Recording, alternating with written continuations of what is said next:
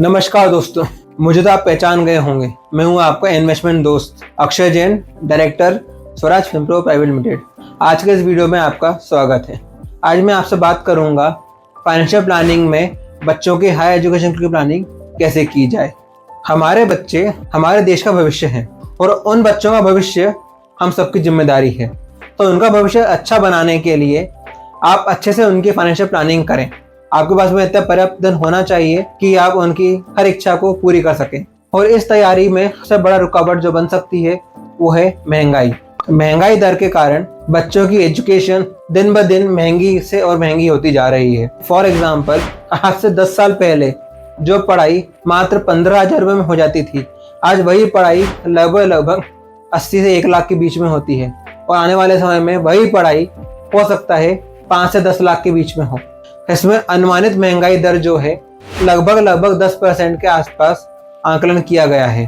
तो आपके लिए जरूरी है कि आप ऐसी प्लानिंग करें जिसमें आप महंगाई दर को तो बीट करें ही करें, लेकिन एक अच्छा कॉर्पस भी क्रिएट कर सकें, ताकि आपके बच्चे के लिए आप जितना भी इन्वेस्टमेंट करें वो एक अच्छा मल्टीफोल्ड होके रिटर्न्स क्रिएट करें और बच्चे की हर एक मनोकामना पूरी कर सकते हैं।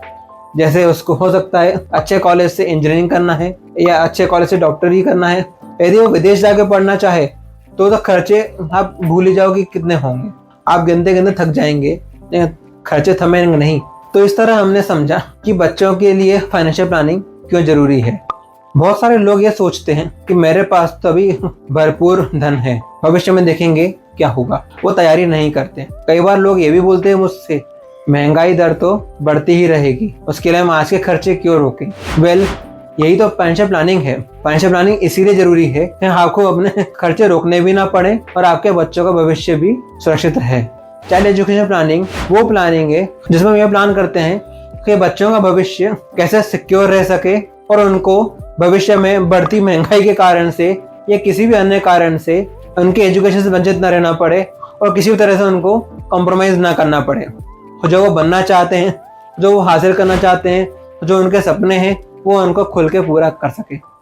अब गौर करने वाली बात है, आज के टाइम पे एक कॉमन एज होती है 18 साल, जिसके बाद में बच्चा हाई एजुकेशन के लिए आगे बढ़ता है, मतलब कॉलेज के लिए एंट्री लेता है। तो ऐसे में कहीं ऐसा ना हो कि आप अपनी कमाई या महंगाई के कारण से इतना इकट्ठे ना कर पाए और बच्चों को मन मार कर रह जाना पड़े।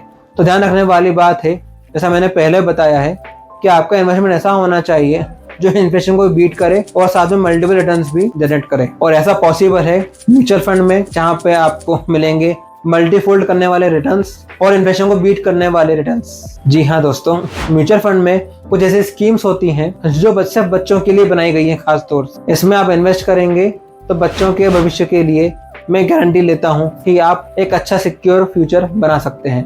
एक सवाल आपको मन में आ रहा होगा कि बच्चों के लिए एक अलग फंड क्यों? उसका जवाब है कि इस फंड में एक छोटा सा लॉक इन पीरियड होता है जो आपके बच्चों के भविष्य के लिए एक बहुत फायदा का सौदा साबित होगा। अब उस लॉक इन पीरियड के कारण से आप उस पैसे को निकाल नहीं पाएंगे बीच में। मतलब आपका कोई भी इमरजेंसी आती है या आपका कोई भी गोल अधूरा रहता है या आपको कुछ भी रिक्वायरमेंट होती है, तो आप इस गोल को डिस्टर्ब नहीं कर सकते। और यही इस फंड का पर्पस है कि आपका बच्चे का भविष्य डिस्टर्ब ना हो आपके किसी भी फैसले या किसी भी नीड के कारण से। मैं आपको एग्जांपल से बताता हूँ। मान लीजिए आपका बच्चा है 3 साल का, अब 18 की एज में उसको कॉलेज में एंट्री लेनी है, तो आपके पास में आज की तारीख में 15 साल है अपने बच्चे का गोल पूरा करने के लिए। तो इन 15 सालों में जो आज की कॉलेज की फीस है, जो भी आपका आइडियल कॉलेज आपने चूज किया है, फॉर एग्जाम्पल IIT लेते हैं अपन, या कोई भी अच्छा कॉलेज लेते हैं जो आप विदेशों में सोचते हैं, हार्वर्ड यूनिवर्सिटी, कैम्ब्रिज यूनिवर्सिटी, या जो भी आप सोचते हैं, ऑस्ट्रेलिया, UK, US, बहुत सारी जगह आपने सोच रखे होंगे, रशिया, जहाँ पे आप बच्चों को डॉक्टर्स बनाने के लिए भेजते हैं। तो ये सभी जगह है तो अच्छी, लेकिन है बहुत कॉस्टली। तो 15 साल का सफर आपके पास में है जहाँ पे आप अपने बच्चे के लिए इतनी रकम इकट्ठी कर सकते हैं कि आप बच्चे को वहाँ पे आसानी से भेज सकते हैं। चलिए वापस से आते हैं एग्जाम्पल पे। आपका बच्चा 3 साल का है। आज की तारीख में जो वो कोर्स करना चाहता है या जो आप उसे बनाना चाहते हैं, उस कोर्स की फीस है 25 लाख रुपए। यदि 10 साल बाद अपन देखते हैं तो इसकी वैल्यू 10% इन्फ्लेशन के हिसाब से तो लगभग 77 लाख हो जाएगी। मतलब 25 लाख की वैल्यू 77 लाख के करीब हो जाएगी। और 15 साल में तो यही वैल्यू 1 करोड़ 4 लाख के करीब है। 1 करोड़ रुपए इकट्ठा करना पड़ेंगे आपको 15 साल में, और उसके लिए एक SIP करनी पड़ेगी। यदि SIP आप करते हैं तो इतना बड़ा गोल आपका बहुत ही आसानी से छोटे छोटे अमाउंट में बिना किसी एक्सेसिव पेन के आप कर सकते हैं। ये 1 करोड़ 4 लाख रुपए इकट्ठा करने के लिए आपको सिर्फ 15,000 पर मंथ की SIP करनी है।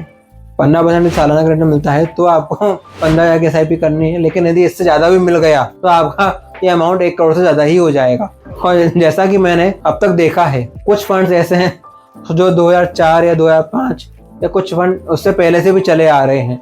ऐसे कुछ फंड्स के बारे में आपको बताता हूँ जिन्हें आप अपने पोर्टफोलियो में शामिल कर सकते हैं। लेकिन ध्यान रखिए, ये सिर्फ एक इलस्ट्रेशन है, ये आपके लिए रिकमेंडेशन नहीं है। अच्छे से इन्वेस्टमेंट करने के लिए आप एक फाइनेंशियल गाइड की या एडवाइजर की सलाह जरूर लें।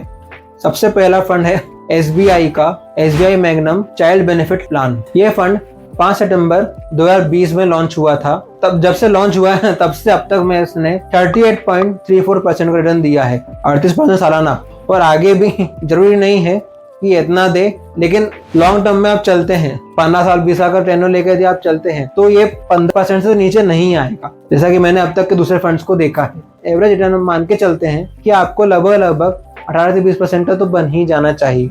यदि यही रिटर्न बनता रहा तो आपका जो गोल है वो कुछ ही सालों में कंप्लीट हो जाएगा। फिर तो आप अपने दूसरे गोल्स को भी पूरा कर सकते हैं। लेकिन ये रिटर्न्स जो हैं ये पास्ट परफॉर्मेंस के बेसिस पे हैं।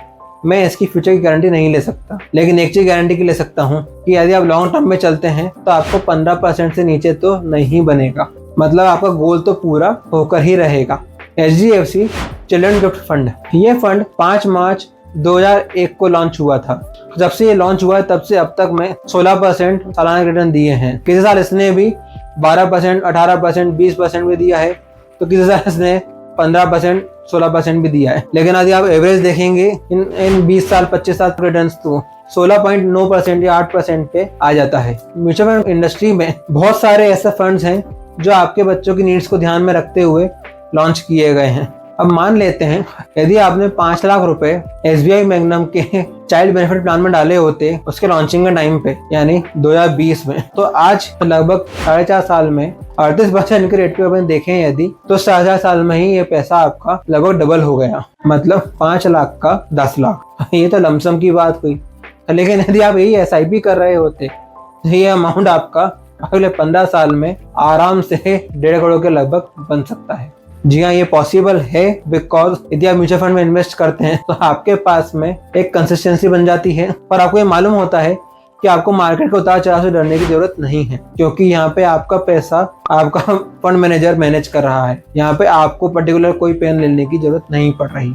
अब आप सोच रहे होंगे इन फंड्स में से मेरे लिए कौन सा फंड सही है और मुझे कब तक इसमें रहना है तो कब मैं उससे निकल सकता हूँ। ये सब बातें समझने के लिए आपको कोई एक्सपर्ट की जरूरत है, और वो एक्सपर्ट हम है ना आपके लिए। आप बिंदास होकर हमसे आपके सवाल पूछ सकते हैं, हमसे आप संपर्क करें। मुझे पूरी उम्मीद है कि आपको ये वीडियो पसंद आया होगा और आपके मन में चल रहे बहुत सारे सवाल आज सॉल्व हुए होंगे। ये वीडियो पसंद आया हो तो इसे लाइक करें, कमेंट करें, अपने दोस्तों के साथ शेयर करें। चलिए अगले वीडियो में आपको बताऊंगा क्या बच्चे की फाइनेंशियल प्लानिंग तो कर ली, अब फाइनेंशियल प्लानिंग के साथ में बच्चे की मैरिज की प्लानिंग कैसे की जाए। बने रहिए मेरे साथ इस वीडियो की सीरीज में। मिलते हैं अगले वीडियो में। नमस्कार। Keep investing, happy investing.